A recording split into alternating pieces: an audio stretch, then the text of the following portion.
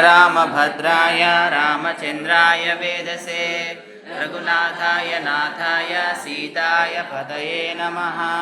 श्रीराम राम रघुनन्दन राम राम श्रीराम राम भरताग्रज राम राम श्रीराम राम रणकर्कश राम राम श्रीराम राम शरणं भव राम राम श्रीरामचन्द्र चरणो मनसा स्मरामि श्रीरामचन्द्र चरणो वचसा गृह्णामि श्रीरामचन्द्र चरणो शिरसा नमामि श्रीरामचन्द्र चरणो शरणं प्रपद्ये।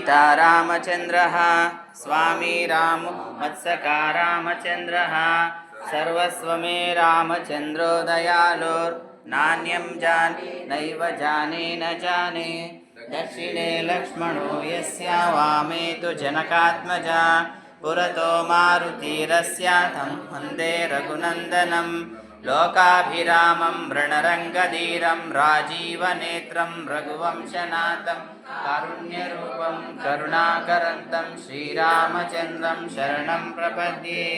मनोजवं मारुततुल्यवेगं जितेन्द्रियं बुद्धिमतां वरिष्ठं वातात्मजं वानरयुतं मुख्यं श्रीरामदूतं शरणं प्रपद्ये। पूजन्तं राम रामेति मधुराक्षरम् आरुल्यकविताशाखां वन्दे वाल्मीकिकोकिलम्।